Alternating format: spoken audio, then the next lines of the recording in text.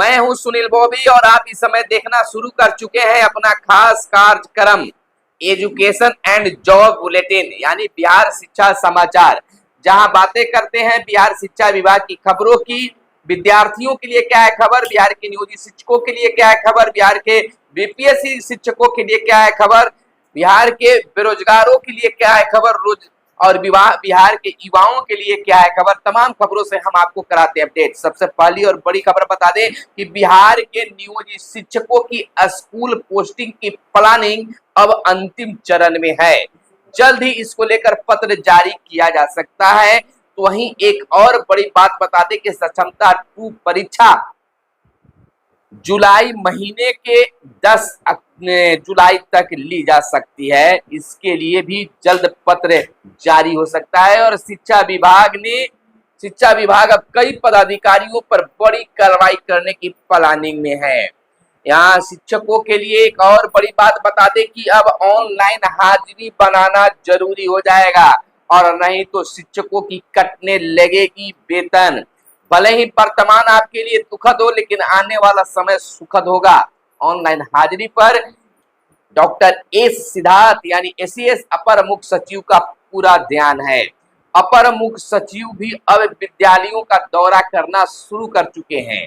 यानी कि मानो शिक्षकों का मानना है कि एक बार फिर से पाठक राज जैसा दिख रहे हैं। वहीं के पाठक अब छुट्टियों से वापस पटना लौट गए हैं। अब देखना यह होता है कि अब उनको किस विभाग का पदभार मिलता है। क्या फिर से के पाठक शिक्षा विभाग में लौट सकते हैं? अटकलों का बाजार फिलहाल गर्म है, लेकिन अब ऐसा नहीं लग रहा है कि वो शिक्षा विभाग में वापस आएंगे फिलहाल। खैर बात जो भी हो, लेकिन ऑनलाइन हाजिरी को प्रमंडल स्तर पर अधिकारी तैनात होंगे। बिहार में स्कूली शिक्षकों की ऑनलाइन हाजिरी की व्यवस्था को प्रभावी बनाने के लिए प्रमंडल स्तर पर अधिकारी तैनात किए जा रहे हैं और जाएंगे भी। पटना प्रबंधन का जिम्मा रंजन सिंह को, सारण प्रमंडल का जिम्मा यशजीत कुमार को, तिरहुत प्रमंडल का जिम्मा जितेंद्र पासवान को, पूर्णिया प्रमंडल का जिम्मा संजय कुमार को, मगध प्रमंडल का जिम्मा जो है दिलीप कुमार को, दरभंगा प्रमंडल का जिम्मा राजेश कुमार ठाकुर को, कोसी प्रमंडल का जिम्मा दिनेश राम को, मुंगेर प्रमंडल का जिम्मा विकास कुमार को एवं भागलपुर प्रमंडल का जिम्मा जो है शैलेश कुमार को दिया गया है। राज्य में सरकारी स्कूलों की संख्या 76,000 से अधिक है। इन स्कूलों में प्रधानाध्यापकों सहित तकरीबन 5 लाख शिक्षकों की ऑनलाइन हाजिरी का ट्रायल 25 जून से चल रहा है। इधर स्कूलों को सशर्त एनओसी की जरूरत है। शिक्षा विभाग द्वारा कई प्राइवेट स्कूलों को सशर्त अनापत्ति प्रमाण पत्र यानी एनओसी दिए गए हैं। इसमें इन स्कूलों को सीबीएसई की मान्यता मिलने का रास्ता अब साफ हो गया है। जिन स्कूलों को अनापत्ति प्रमाण पत्र दिए गए हैं उनमें पटना, दरभंगा, नालंदा, सिवान, जहानाबाद, औरंगाबाद, सीतामढ़ी, नवादा एवं कटिहार के स्कूल का नाम शामिल है। तो वहीं हम आपको बता दें कि 35,000 प्रारंभिक विद्यालयों में अब लगेगी पोषण वाटिका। कृषि विभाग कराएगा मिट्टी की जांच, यानी बिहार में 35,000 प्रारंभिक विद्यालयों की मिट्टी की जांच होगी। इन स्कूलों में अंकुरन परियोजना के तहत पोषण वाटिका लगेगी। संबंधित 35,000 प्रारंभिक स्कूलों में मिट्टी की जांच कराने के लिए मध्याह्न भोजन योजना के निदेशक मिथिलेश मिश्र ने बीते दिन कृषि निदेशक को पत्र दिया है। उसमें कहा गया है कि बिहार के प्रारंभिक विद्यालयों यानी स्कूलों में पोषण वाटिका का निर्माण किया जा रहा है। बच्चों में बेहतर पोषण एवं विकास यानी स्वास्थ्य में सुधार के लिए पोषण वाटिका एक पहल है, जिसके माध्यम से विद्यालय में अध्ययनरत बच्चों को खाद्य विविधता के प्रति जागरूक करना एवं जैविक खेती हेतु ज्ञानवर्धन होना है। यानी कि अपने ही वाटिका के बच्चे सब्जियां खाएंगे, उससे उनको ज्ञान की भी प्राप्ति होगी कि फसल जो कैसे उगाई जाती है। यानी कि 35,000 स्कूल परिषद में मिट्टी जांच के बाद पोषण वाटिका लगाई जाएगी। इसको लेकर विभाग पूरी खाका तैयार कर चुकी है, पत्र भी निकाल दिया गया है। वहीं तीसरे चरण की शिक्षक नियुक्ति परीक्षा 19 से होगी। बीपीएससी ने शेड्यूल जारी किया है, 22 जुलाई तक चलेगी परीक्षा। किस दिन किस विषय की परीक्षा है हम आपको बता दें कि 19 जुलाई को जो है शिक्षा विभाग के मध्य विद्यालय वर्ग कक्षा 6 से 8 के सभी विषय गणित, विज्ञान, सामाजिक विज्ञान, हिंदी, अंग्रेजी, संस्कृत व उर्दू 20 जुलाई सामान्य उर्दू, बांग्ला शिक्षा विभाग के मध्य विद्यालय वर्ग 1 से 5 तक के सभी विषय। इसी प्रकार से 22 जुलाई को भी निकाली गई है, 21 जुलाई की भी तिथि जारी कर दी गई है। और आगे की हम आपको बता दें कि बीपीएससी प्रधान शिक्षक और बीपीएससी हेडमास्टर की परीक्षा 28 और 29 जून को हो गया। शिक्षकों का मानना है कि प्रधान शिक्षक की परीक्षा में जो प्रश्न सेट किया गया वह शिक्षकों को अटकाने वाली और भटकाने वाली थी। शिक्षक ने जिस प्रकार से तैयारी की उसके अनुरूप प्रश्न नहीं मिला, कई प्रश्न घूमते हुए नजर आए। खैर जो भी हो, लेकिन बहुत सारे शिक्षक खुश भी है कि प्रश्न जो है काफी बेहतर था, काफी अच्छी थी। और कई मिसप्रिंट है, पुनपुन नदी को पनपन लिखा गया है, कई तरह की त्रुटियां भी उसमें देखी गई है। अपीलीय प्राधिकार से संबंधित सुनवाई में 34 शिक्षकों को उपस्थित होने का निर्देश सिवान में दिया गया है।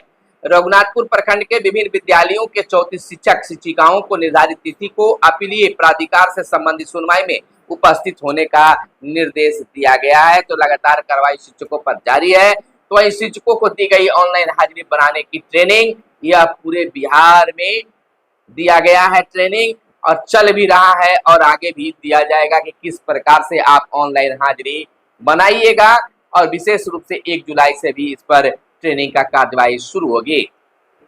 वहीं राज्य के पंचायतों में अलग अलग खेल सुविधाएं होगी, स्थानीय परिस्थिति के अनुसार इसका अब निर्धारण होगा। नगर और ग्राम पंचायतों में क्लब बनाने की अधिसूचना भी जारी की गई है। तो पंचायतों में खेलों का बढ़ावा देने के लिए योजना तैयार की जा रही है। वहीं अपर मुख्य सचिव ने सुनी बात, दिया भरोसा। शिक्षा विभाग के अपर मुख्य सचिव डॉक्टर एस सिद्धार्थ ने बीते दिन सारण शिक्षक निर्वाचन क्षेत्र के पूर्व प्रत्याशी आनंद पुष्कर से मिले तथा स्कूली शिक्षा को बेहतर बनाने के उपाय सुझाए। उन्होंने कहा है कि राज्य के सभी विद्यालयों में वर्तमान समय में कार्यभार पहले से ज्यादा है। जरूरत के हिसाब से पर्याप्त संख्या में शिक्षकेतर कर्मियों के कमी के कारण समय समय पर विभागीय एवं विद्यालय कार्यालय संबंधी कार्यों को पूरा करने में शिक्षकों को टीम वर्क के तहत भी समय देना होता है। पूर्व से ही वर्क लोड झेल रहे विद्यालयों में प्रत्येक माह मासिक परीक्षा आयोजित करने से प्रत्येक माह का अधिकांश समय परीक्षा लेने, मासिक परीक्षा का मूल्यांकन करने, प्रगति पत्रक तैयार करने और अन्य कार्यों को निष्पादित करने में खर्च हो जाया करता है। इसमें विद्यालयों में पढ़ाई कम और परीक्षा ज्यादा हो रही है। साथ ही अपेक्षाकृत अधिक परीक्षा लेने व इसे आयोजित करने में बराबर प्रश्न पत्र तैयार करने, उत्तर पुस्तिका तैयार करने एवं इसमें ट्रांसपोर्टेशन में अधिक धन व्यय के बावजूद भी इसका कोई बेहतर परिणाम नहीं हासिल हो रहा है। इसमें पठन पाठन पर बुरा प्रभाव पड़ रहा है और यह व्यवस्था राज्य के बच्चों के गुणवत्तापूर्ण शिक्षा एवं उनके सर्वांगीण विकास के मार्ग में अवरोध उत्पन्न कर रहा है। श्री कुछ करने के साथ बिहार माध्यमिक शिक्षक संघ के शैक्षिक परिषद में के सचिव शशि भूषण दुबे भी मौजूद थे, जिस पर अपर मुख्य सचिव ने इस पर संज्ञान लिया है और इस पर मंथन करने की भी बातें की है, जांच कराने की भी बातें की है। इधर 87,000 प्राध्यापकों की होगी अब नियुक्ति, 19 से 22 तक चलेगी तीसरे चरण के अध्यापक नियुक्ति। 40,518 प्रधान शिक्षकों की नियुक्ति के परीक्षा भी संपन्न हुआ है। अब देखना यह होता है कि इस बार कितना रिजल्ट आता है। वहीं हम आपको बता दें कि लगातार बिहार के नियोजित शिक्षकों के लिए शिक्षा विभाग मंथन कर रही है, शोध भी कर रही है। शिक्षा विभाग इन दिनों शोध का स्थान बन गया है। शिक्षक भी किसी चीज को लेकर चिड़चिड़ित हो गए हैं, गुस्से में भी है कि हमेशा हमें शोध का एक विषय बना दिया जाता है। अब ऑनलाइन हाजिरी यानी कि इस शिक्षा कोष के माध्यम से हाजिरी बनाने पर भी शिक्षकों में टेंशन है। हालांकि इसको खारिज नहीं कर रहे कि हम इसका काम नहीं करेंगे, इस शिक्षा कोष पर हम हाजिरी नहीं बनाएंगे, ऐसा नहीं करना, लेकिन इस शिक्षा कोष में जो दिखते हैं उसको सुधार करने की भी मांग कर रहे हैं। फिलहाल सुधार होने की भी बातें हो रही है, शिक्षा विभाग भी इसमें लगातार प्रयासरत है। तो हमारे साथ बने रहिए, चैनल को जरूर सब्सक्राइब कर लीजिएगा, वीडियो पसंद आया हो तो लाइक जरूर कीजिएगा। फिर मिलते हैं अगले वीडियो में, तब तक के लिए दीजिए इजाजत। जय हिंद, जय भारत, वंदे मातरम।